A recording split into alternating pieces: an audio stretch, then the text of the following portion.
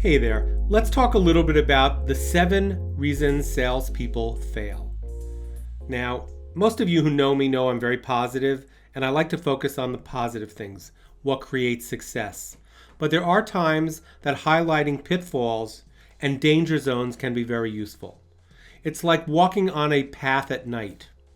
If it's dark, it's easier to trip over things you can't see. Shine some light on that path, however, all of a sudden you can avoid things that are dangerous. And that's what we're doing here. We're shining light on some of these things that we want to make sure we avoid. And don't feel bad. We're all guilty of doing some of these at some point in our career. So this is just basically a reminder, okay? So number 1, not listening enough. Very important. You have to be a good listener. Sales ultimately comes down to a deep connection. And the way you have a deep connection is through a good conversation. Conversations require talking and listening. Part of being a good listener is that you help the other person feel heard. This is very important in sales. How else are you going to be able to understand what's motivating your customers, what their concerns or fears are? So you want to make sure that you listen enough and they feel heard. Also, when you're able to listen to someone deeply, it shows them that you're secure and confident. That goes a long way to building trust and ultimately in getting your deal closed. Next is not understanding your product or service. It's really important as a salesperson that you have a good understanding of what you're selling. Again, it's very common sense. This allows the customer to feel confident in buying from you. If you know what you're doing and you can explain your product or service with confidence, they'll trust you a lot more. You also want to make sure that you're focusing on the value of what you're bringing to your customer, not focusing on closing the sale. Again, part of being in a good conversation is a give and take and a back and forth. So talking a little bit about the value that you bring, the solution that you're creating, the pain that you're going to be easing is much more important than rushing right to closing your deal. So understand and really know your product or service. The sales cycle itself, this is really an interesting thing. Some things that we sell in our life happen very quickly. You could make a quick phone call and have a sale that takes place within 5 or 10 minutes, and that's pretty much it. On to the next. Some sales, however, take weeks or months. It's very important to understand what the sales cycle is of your product or service. How long is it going to take from when you initially begin to reach out to a customer or a prospect to when you close that deal? Make sure that your personality fits with that. If you're someone who wants to close a deal and move on to the next one, close it and move on to the next one, and you need this to happen pretty quickly because that's what you're most comfortable and you enjoy, then don't be selling commercial solar, which could take 6 months to a year. Sell things that are much easier. Appliances, shoes, software solutions, specific plugins for things that you've already sold platforms to. So think about the sales cycle itself. That's important. Make sure that's a good fit for your personality. Setting intentions and goals. One of the big pitfalls in sales is not setting daily or weekly or monthly intentions or goals. I like intentions better than the word goals because goals can be a little constrictive, can come with a sort of negative or punitive connotation. Intention is really your desire, what you want. Very important. To be the best, you have to see yourself at the best. As you know from my course in Killer Sales, Understanding Conversational Selling, it's important to see the results that you would like. That helps you to achieve them. So on a daily or weekly basis, see what you want to accomplish. Think about it. Visualize it. Write it down, whatever works for you.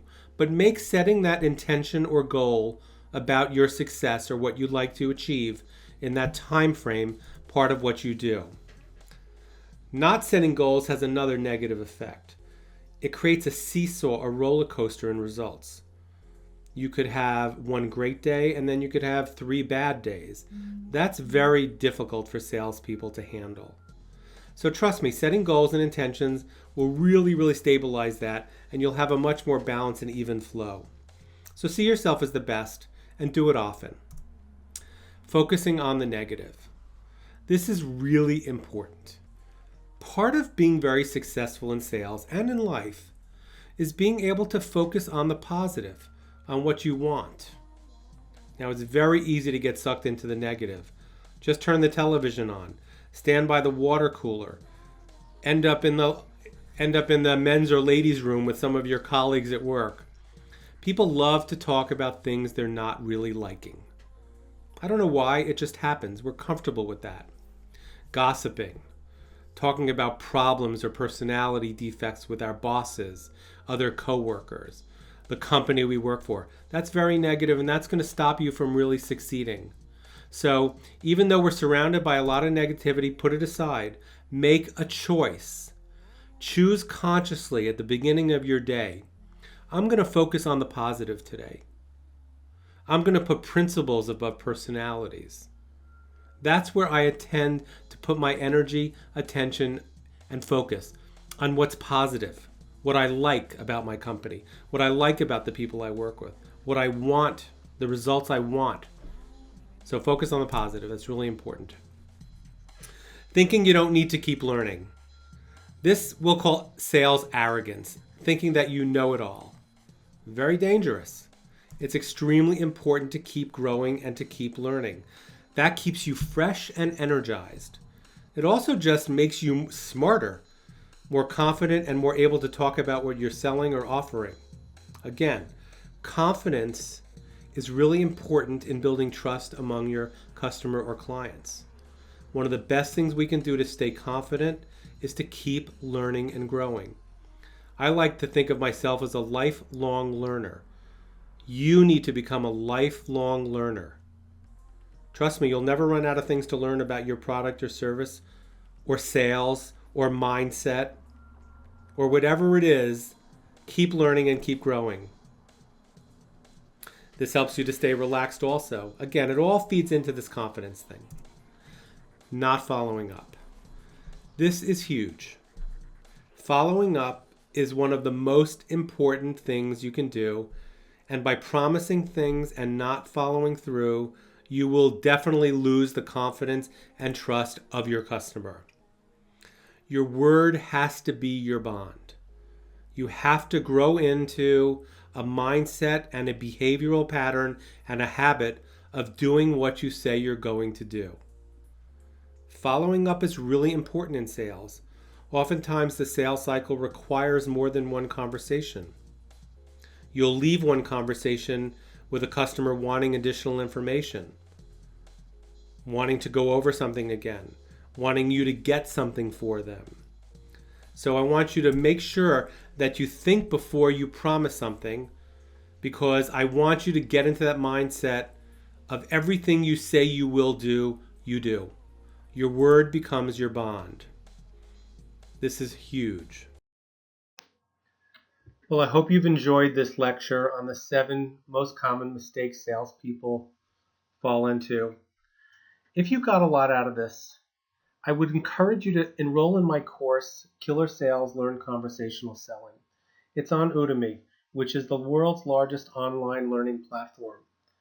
Whether you're a seasoned pro or a new beginner in sales, the course takes you step by step through what you need to learn and practice to have the most effective sales conversation possible. The course will teach you how to engage with your customers in a way where the sale basically closes itself. It's amazing. If you follow the link underneath the description of this course, I've included a coupon so you can enroll in the course at a 40% discount. If you enroll through the end of June, rather than $20, you'll be able to take the course for $12. I encourage you to do it if you'd like to go to the next level in your career in sales. I look forward to seeing your feedback on Udemy.